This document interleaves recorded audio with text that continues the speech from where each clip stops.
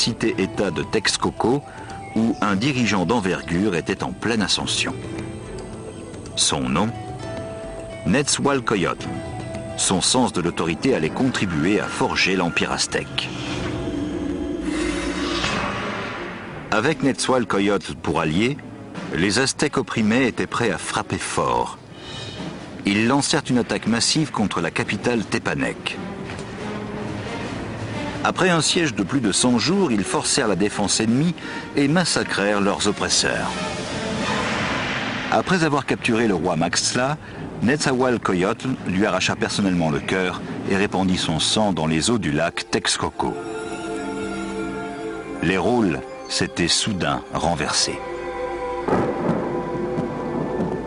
Ce jour-là marque la naissance de l'Empire aztèque. Les Aztèques ont dès lors régné sur la vallée de Mexico. Après avoir conquis la vallée de Mexico, les Aztèques pouvaient désormais se consacrer à l'approvisionnement en eau potable de leur ville en pleine expansion. Seuls, ils conçurent et construisirent ce que peu d'empires dans le monde sauront maîtriser, un aqueduc. L'aqueduc possédait 2 canaux d'1,50 m de haut sur 90 cm de large. Ils étaient nettoyés et entretenus alternativement, si bien que l'écoulement de l'eau n'était jamais interrompu. L'aqueduc parcourait 5 km depuis le continent jusqu'au centre de la cité. En ville, l'eau jaillissait dans les fontaines et les bassins et était distribuée aux habitants dans de grandes jarres d'argile ou par canoë.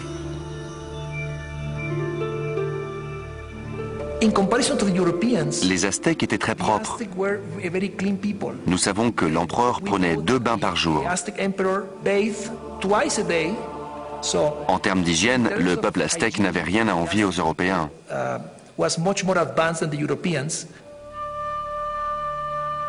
Alors que les nobles nageaient dans le luxe, en Europe, à la même époque, la peste provoquée par des conditions sanitaires déplorables faisait des millions de victimes. La baignoire du roi Nezahualcóyotl était unique aux Amériques. Elle était alimentée par un système élaboré qui fournissait aussi l'eau courante à son palais. Derrière moi, vous apercevez la colline de Tetzcozinco. C'est là que Nezahualcóyotl avait bâti un palais de rêve entouré d'un jardin botanique qui comptait toutes les fleurs exotiques de Mésoamérique. Nezahualcóyotl avait fait venir l'eau de ses montagnes à travers ses collines jusqu'au palais, juste pour arroser ses plantes. Pour installer son aqueduc, Nezahualcóyotl dut inonder un immense canyon entre Tetzcozinco et la colline voisine. Lorsque l'eau atteignait la première colline, elle était recueillie dans de petits bassins destinés à maîtriser sa vitesse avant qu'elle n'arrive à l'aqueduc. Après avoir traversé l'aqueduc, l'eau coulait dans un canal autour de la colline de Tetzcozinco et se transformait par endroits en cascade qui venaient irriguer les jardins. Elle terminait son parcours dans un bassin presque parfaitement rond taillé dans la roche, baptisé la baignoire du roi. De là, il pouvait admirer son domaine de Texcoco et ses magnifiques jardins botaniques. C'est vraiment une baignoire digne d'un roi. Au milieu du XVe siècle, avec un empire en pleine expansion, le temps était venu pour les Aztèques de se choisir un souverain. Son nom, Moctezuma. Il fut le premier de 2 empereurs à porter ce nom désormais célèbre. Sa première décision fut d'agrandir les frontières de l'Empire.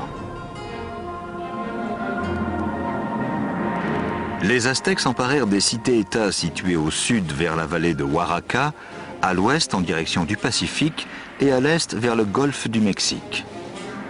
En 1449, l'Empire comptait 15 millions d'habitants. En 100 ans seulement, les Aztèques avaient accompli l'impossible, renverser l'ordre du monde mésoaméricain. Mais s'ils dominaient sur le plan militaire, leur île était à la merci d'un autre type d'ennemi.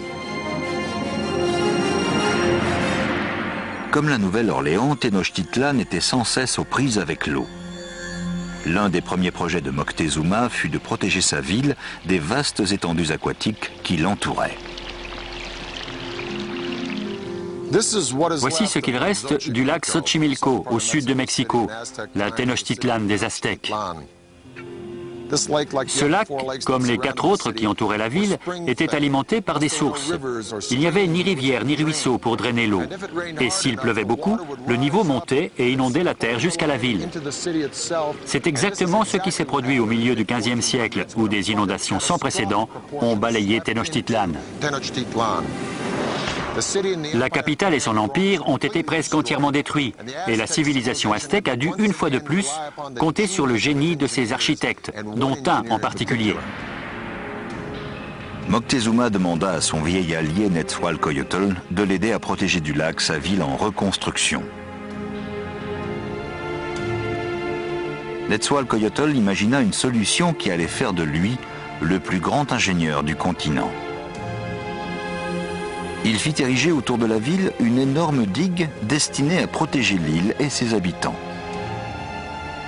Elle allait représenter le plus grand ouvrage d'art des Amériques à l'époque, s'étendant sur 16 km entre les berges nord et sud du lac, à l'est de la ville.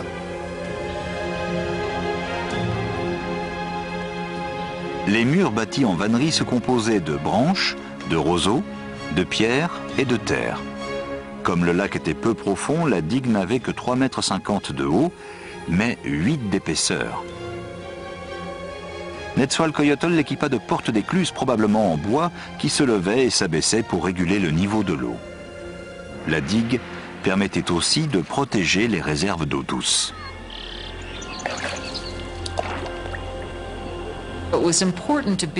Il était important de construire une sorte de mécanisme qui sépare l'eau salée de l'eau douce à l'ouest du lac.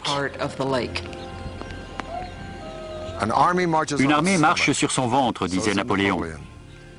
Une grande provision de vivres pour les civils est à l'évidence nécessaire à l'évolution de toute civilisation. Mais les Aztèques ont mis au point une méthode unique non seulement pour le bien de la population civile, mais aussi pour soutenir l'expansion militaire de leur empire. Cette invention révolutionnaire baptisée Chinampa permettait littéralement de créer de nouvelles terres à cultiver. La ville s'agrandissant, il fallait de la place pour ses habitants. Ils ont donc bâti ces Chinampas sur le lac. Il s'agit d'îlots artificiels construits au milieu du lac. Ils ressemblaient à d'étroits terrains de football de 90 mètres sur 9. Pour construire une Chinampa, on entassait dans l'eau des morceaux de bois sur lesquels on disposait des claies de roseau. Ensuite, on raclait le limon de la lagune et on l'entassait sur les roseaux. Il fallait 4 à 6 hommes et 8 jours de labeur pour construire une Chinampa. Elles étaient reliées à la cité par de larges canaux de navigation. Des milliers d'ouvriers travaillaient à leur construction pendant des mois. Une Chinampa comme celle-ci pouvait donner jusqu'à 7 récoltes par an, contre 3 au maximum pour un champ traditionnel. Quand la récolte d'une Chinampa était prête à être rentrée, les semis préparés dans la vase d'un radeau adjacent surgissaient. Plus tard, on transférait ces semis sur la Chinampa et l'on répétait l'opération sur des centaines puis des milliers de Chinampas. C'est cette technique qui a transformé Tenochtitlan, simple ville tribale, en cité-État prospère. Maintenant que l'infrastructure de leur ville était en place et qu'ils contrôlaient d'immenses territoires, les Aztèques allaient repousser leurs frontières plus loin qu'ils ne l'avaient jamais fait. Ils s'apprêtaient à créer un vaste réseau routier, de véritables autoroutes pour l'époque. Mais alors que l'Empire prenait son essor, la pratique des sacrifices humains faisait de même. Des rivières de sang n'allaient pas tarder à inonder les rues de Tenochtitlan.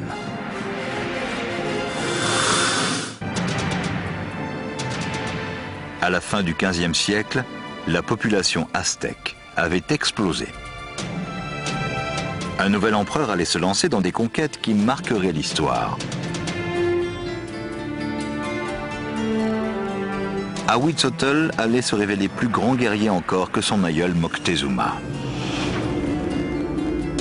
En 1502, Ahuitzotl avait conquis des territoires allant de la côte pacifique du Mexique jusqu'au Guatemala au sud.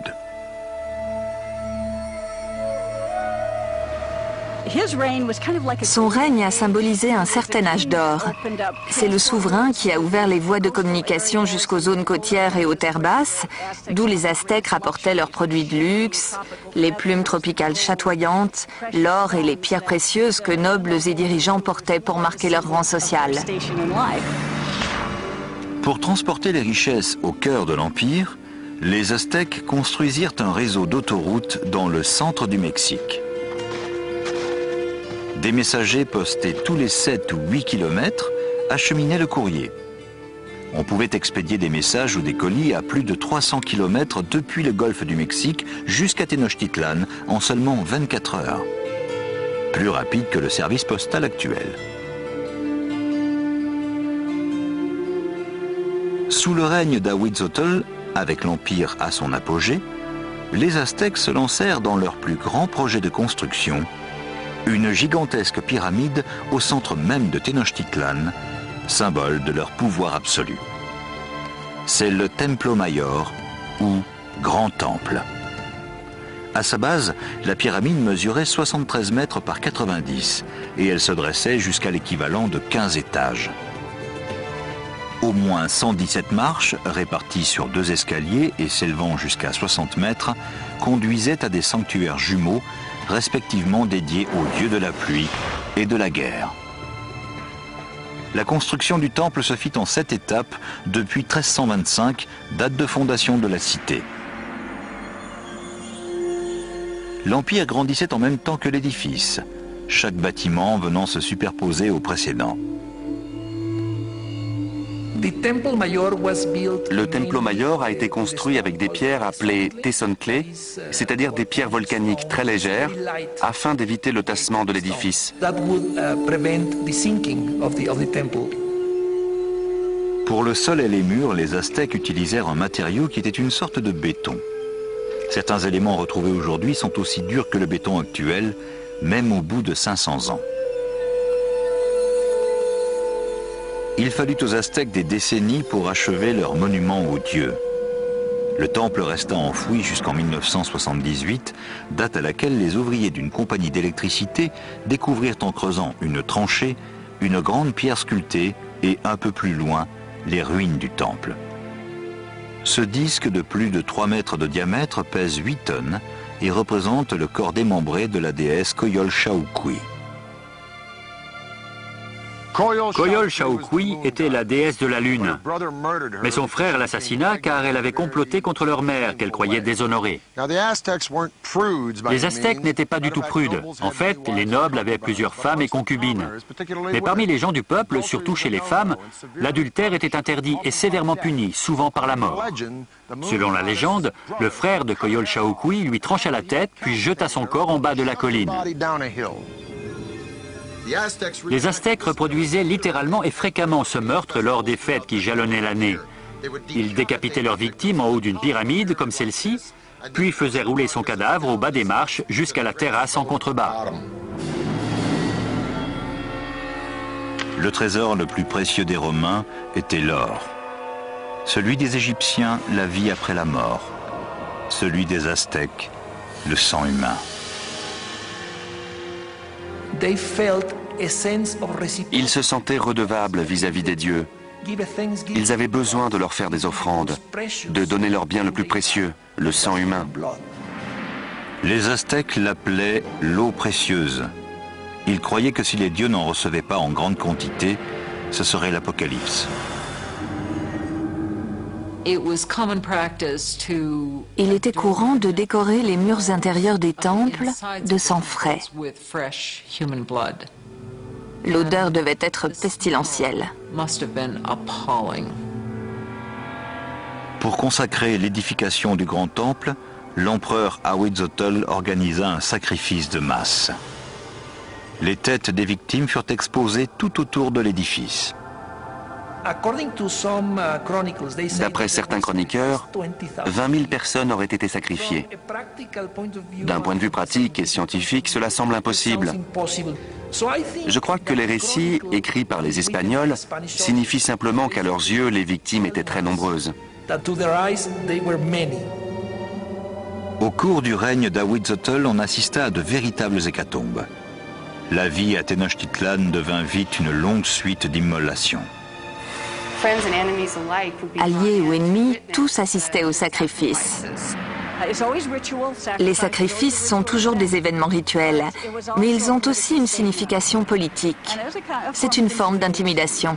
À la mort d'Ahuitzotl, les Aztèques avaient institutionnalisé les meurtres sacrificiels et transformé en forme d'art les massacres sur les champs de bataille.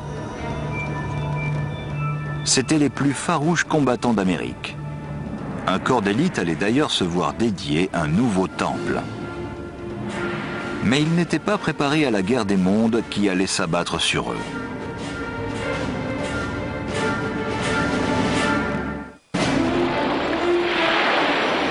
« 1502. Ahuitzotl, l'empereur des Aztèques, est mort. Moctezuma II, ancien prêtre âgé de 34 ans, arrive au pouvoir.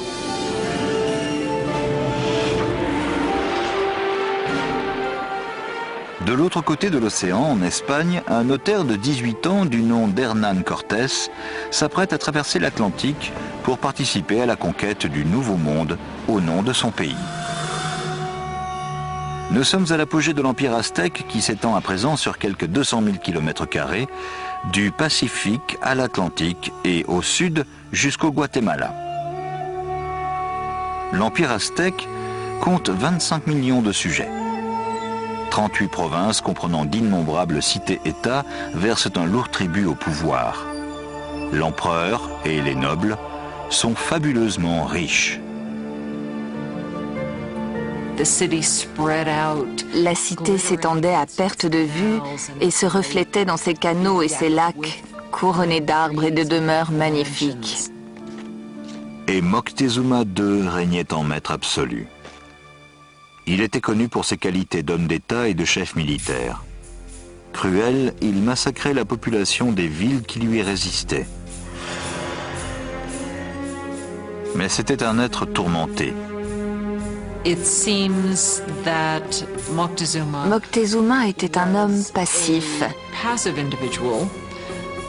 peut-être bien dépressif.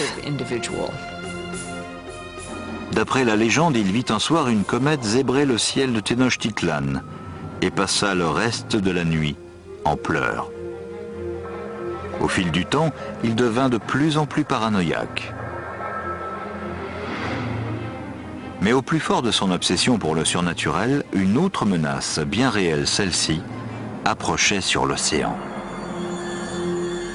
Des vigies postées le long de la côte rapportèrent d'étranges témoignages, parlant de choses qu'elles étaient incapables de décrire.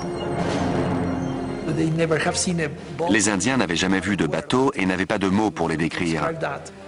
Alors ils parlent de montagnes qui se déplacent sur l'eau. En 1519, en provenance de Cuba, Hernán Cortés débarqua avec 11 de ses montagnes flottantes et 500 hommes dans le golfe du Mexique, à 320 km au sud-est de Tenochtitlan. Les tribus furent stupéfaites par ces hommes dotés d'armures métalliques et d'animaux qu'elles ne connaissaient pas. Cortés pénétra dans les terres et massacra sauvagement les Indiens qui lui résistaient. Mais de nombreuses tribus lui fournirent volontiers des vivres et des hommes. Un seigneur local chercha à gagner la faveur des Espagnols en donnant à Cortés et à ses hommes un groupe de femmes. Elles étaient destinées à faire office de servantes, mais aussi de courtisanes avec qui ils auraient un commerce sexuel. L'une de ces femmes retint plus particulièrement l'attention de Cortés. C'était la fille d'un chef de tribu qui avait été vendu comme esclave. Elle s'appelait la Malinche.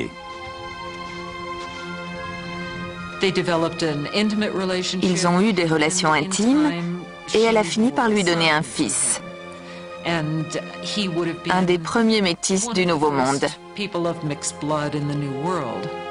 Mais Malinche était bien plus qu'une simple maîtresse. Elle devint l'interprète, puis la conseillère de Cortés, et lui servit d'intermédiaire avec les Aztèques.